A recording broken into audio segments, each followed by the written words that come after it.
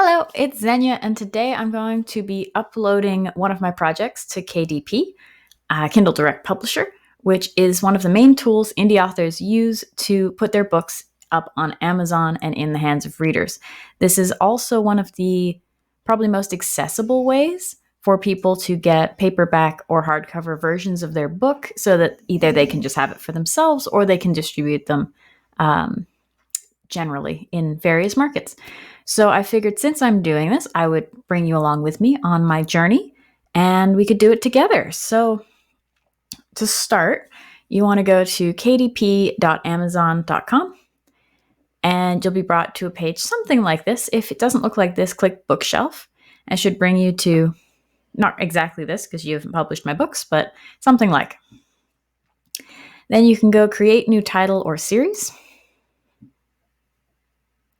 And it will give you all kinds of options. Now, generally speaking, I usually start with my paperback, and then you can sort of add on different formats to that existing entry.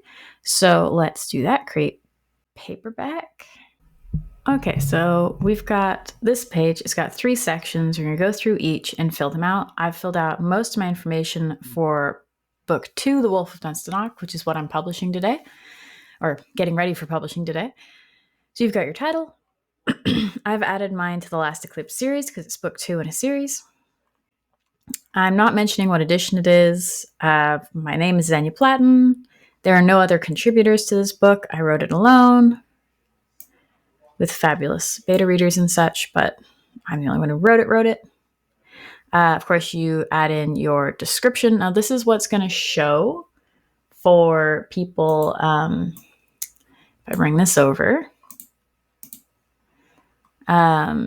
So this is what's going to show up here. So don't just put your book's description, add a little bit of extra information if you have it, if you've won any awards, if you've done well at a Kickstarter, anything to kind of encourage people to purchase. So I filled that out. You're going to mention if you own the copyright, which if you've written it, you should. Mine doesn't have sexually explicit images or title. I've put the minimum reading age as 16. It is an optional field, so you can just leave it blank. This is a dark fantasy, and there are some more mature subjects, so I have put a minimum of 16 just because I feel showing it to people who are younger than that is a waste of time for me and for the platform. I list my primary marketplace as Amazon.com. I'm Canadian, so maybe I should be putting it as .ca, but most of my sales seem to come from America, so Amazon.com. Now, this part takes a little bit more doing, your categories and your keywords. So you're going to go ahead and you're going to click categories, and you might just know instantly what categories and subcategories your book faces or falls under. For example, I know mine is science fiction and fantasy. It's fantasy, and I don't think it falls under either of those. I can go through and select some more of these. It's definitely a dark fantasy. There we go. Boom. And maybe it's kind of sword and sorcery. There are swords and sorcery. It does have LGBTQ characters, but I don't feel like that's the center of the book. I think that's more accurate. Okay. So you want to pick the ones that are most accurate. If you try to trick the system by picking ones you think will be popular or that will sell well, then if people read your book and then it wasn't what they were expecting, because say you put a dark fantasy in the religious section and they thought they were getting a religious book and they weren't, they won't rate it as well. You won't get as much traction. So you want to try to be very accurate with this. Even if, like, mine is technically a religious dark fantasy, but it shouldn't be in the religious section, for example. Keywords. So there's so much to cover when it comes to keywords that I might make a second video just about finding your keywords. But the long and the short of it is basically you want to pick out the things that people will search when they're looking for your book. Not necessarily the name of your book, because it should come up when they search that anyway, but like the example is given is medieval fantasy books. The more specific you can get, especially as an indie, the less competition there will be for those keywords, but you still want them to be accurate. So it can be a bit funny. So I'm going to pause this and noodle on what mine should be. Okay, so I'm going with these. I had a simpler version, but I do recommend doing this. I've plugged those into ChatGPT, which of course you don't use for creative work, but for marketing stuff, it's really handy. And just for me, I said, this is what I'm doing. I'm setting up a book in Amazon and I'm trying to pick my 7 keywords. Here's what I've got. Are these good? And it told me what was good about them, what was bad about them, and gave me some alternatives. And these are the alternatives. And I think I agree that these are better. So we've got dark fantasy with gods, gods and mortals fantasy series, fantasy books with strong female leads, religious dark fantasy novels, LGBTQ fantasy with complex characters, action-packed fantasy adventure, dark fantasy with political intrigue, and gods and mortals fantasy series, which are all pretty accurate and, according to Chatty, are what people actually search. So fingers crossed. They are also much more descriptive than, for example, just saying dark fantasy, which, again, if you're indie, the more niche you can go while still being something people search, the better, because you're going to have less competition from the big names and the kings and queens and other monarchs of high fantasy. So publication date and release date will be the same for my book because it's not out yet. And I don't want it to go out right now. It's going to take like 8 weeks to get my copy. I'll say January 30th, but that's not formalized. That's just some arbitrary. You can change that, so it's kind of arbitrary. I've led you astray. I'm just going to say select one. Anyone can read my book. They shouldn't, but they could. I actually have my own ISBN that I get through the Canadian Archives, I think it is. So be right back. All right, so I've got my ISBN from ISBN Canada, and I've just put myself as the publisher. So you can choose your interior. So there's printing in black and white, so no color ink, or printing with color, and then whether you want on white paper or cream paper. For fantasy, it's almost always on cream paper. It gives it that older feeling, so that's what I'll be going with. I personally like a 5x8. Bleed. I don't think I'm going to use a PDF, so I'm going to go ahead and say no bleed. You can also have bleed if you have images that kind of go right to the edges of the manuscript, but in general, you'll probably be choosing no bleed. Your paperback cover finish, so matte or glossy, do you want it to be shiny or not? I like a glossy book myself, so that's what I will be using. And then you're at the point where you want to upload your formatted manuscript. So you can do PDF or doc. PDF, you're probably going to have more consistent formatting. It's probably going to need less tweaking. But if you have images in your book, so in my case, I have a couple of maps, I find that the compression is worse if I go from a doc to a PDF and then to KDP than if I just go from a doc to KDP. So I'm going to try just putting the Word document in, and we're going to see if it works. But image compression is a real headache when you're trying to do this as an indie and you don't have the right tools. I don't know what the tools are, but it doesn't seem to like to compress images very well. You always end up losing quite a lot of quality. And I'm still going to lose quality doing this, unfortunately, but in my experience, I think it's slightly less of a loss. I imagine because it doesn't have to do it twice.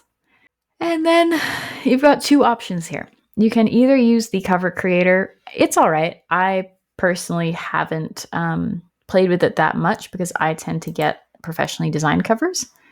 But if you have very few resources and you just need something to slap on there, it works. I think, I haven't looked into this, but you probably want to look at legally if you make a cover in the cover creator in KDP, if you can use that cover in other places. It's just something that's always good to keep in mind. So my artist used the templates you can generate on KDP to make this, so it should be a perfect fit, but we'll see. And once you've uploaded both your manuscript and your cover, you can mention if your cover has a barcode. Mine does not. I did not use AI-generated content. in my book or in my cover. So it's going to make you preview. Every single time you change anything, it's going to make you launch your previewer and look over the book. You want to be really careful to go through the fine-tooth comb, look for formatting, weirdness, make sure your cover is within all the lines. It'll give you a list of errors, and we will go through that in a second. It takes a long time for the previewer to get going, so I'm going to pause this. Okay, so this is what the preview looks like when it loads in. It'll have your book cover all spread out, front, back, spine, and it will have a quality check on the left-hand side. Now, I've gotten extremely lucky and had no quality issues come up. Usually, it will list things like, oh, your font needs to be adjusted, or your images are outside of our cut lines, or 100 other things. So I got very lucky that this has not had any issues. I want to have a look and make sure everything's kind of as I wanted it, lined up on my beautiful book 2 cover. I love this little gargoyle with the paper coming out of his mouth. It's very thematic for book 2, and it pleases me greatly. When you're getting your cover designed, do leave a white box so they can put the barcode on. I believe if you have it generate its own barcode, it'll have a white background, but don't put any important design elements down there. So you want to flip through, and you want to make sure that everything is spaced on the page how you want it. You want to make sure that they're on the page you want it. So when you open a book, the title should be on the right-hand page. So that's perfect. I want the dedication on the right. I'm honestly not fussed where the copyright goes. It just needs to exist as far as I'm concerned. Maps. I often find the maps are a massive headache. As you can see, I've put mine too low on the page. So it's kind of up to me if I want to go and get in the file and tweak it up by a few points. I might have to. Let's see how it did on the image quality. So it's not great. It's not terrible. You can read it, but you can't make out the cows very well, the bison. But it's a lot better than the compressed PDF version was. So I will take that. I've got a new map in this book. This is the first place anyone's seeing it. So congratulations if you're watching this. And that's looking good. Again, not as clear as I'd like, but fine. And then there's a blank page, and the story begins. Page numbers are where I want them. Headings are within the borders. Page numbers work correctly. Yeah, so I'm basically going to flip through all 363 pages to just make sure there aren't any obvious gaps. And then we'll move on to how to do the next steps of this process. And if you're not sure how to format your books so that the gutters are right, so it's larger on one side than the other side, and the pages are all aligned, I do have on my website a novel formatting guide for 4x7-inch pages and 7x8-inch pages. And that's what I used for this. And as you can see, I got no errors. It's just working right away. So if you're interested, it's up there. And this is why you check the whole book. As you can see on page 150 here, I have one heading on one side and then a page break because this has actually been formatted as a heading 1 instead of a heading 2, which is why it's on its own page. So I've got to make a note to fix that in the file. This is also a great time to compare if this is a second book in a series, to open up your first book and compare, because I have realized that through most of this book, I've dated everything as, for example, Sleep 101, but book 1 and this one chapter are dated day whatever of sleep in this case, and then the year, which is wildly inconsistent. So I will have to fix that. If you have anything like a letter, for example, and you want it italicized or set apart in some way, do go and double check them. There are 2 letters on this page, and you can't tell. Like, the formatting's just the same. And I was pretty sure that was different in the base file. So make sure you check if there's anything that's going to be formatted weirdly. Go check that stuff. If you have things like thoughts that were italicized and you've used style rules to say, okay, all of my body text is going to be formatted one way, be advised that you will find sections where your italicized thoughts have been unitalicized. So when you're finished this process and you've found all the little errors that you can find, go through your main document, fix all of them at once because the previewer takes a while to load. So you want to fix as much as you can each go. You're going to re-upload it, which I'll show you because I have to do that, and send it through. The thing is, like, go through this whole process again. But when you're done, I highly recommend ordering an author copy. It's nice to have anyway, and rereading it. I know you're sick of your book. I know you've read it 1,000 times by now, but read it one more time because you will find formatting things that you've missed just flipping through like this, or even in your manuscript. When it's physically in front of you, it's a whole different ballgame. Okay, it's been a couple of hours here. I have updated my manuscript. So you, on the previewer page, can hit save and go back, or we'll see it in a second, but you can come back to this screen. You'll see it says uploaded this manuscript, but if you want to upload a changed version, you just hit upload manuscript again, and then come back down. Every time you make a change, you will have to reassert that you have not used AI, because they don't want you asserting you didn't and then making a change with AI and then sort of cheating the system. I'll come back when this finishes loading in. Okay, so we've reloaded it. We're in the print previewer. The cover still looks good. That looks great. Still on the right side. I did move the map up a bit. It's better than it was. It could even stand to go up a bit more, but I think that's acceptable. And yeah, you just go through the whole process again, flipping through.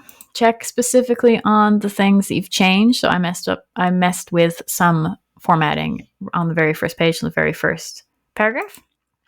So for example, here are the letters I mentioned that needed reformatting. So I'm just checking on those to make sure they're good. And I think always check your very last page as well to just make sure your about the author is where you want it. I always like to have mine on a right page, so I put a blank page in between my right and left, so it's got some separation. I'm quite happy with this. I think this will look good. We're going to go approve, and it should take us back to our content page.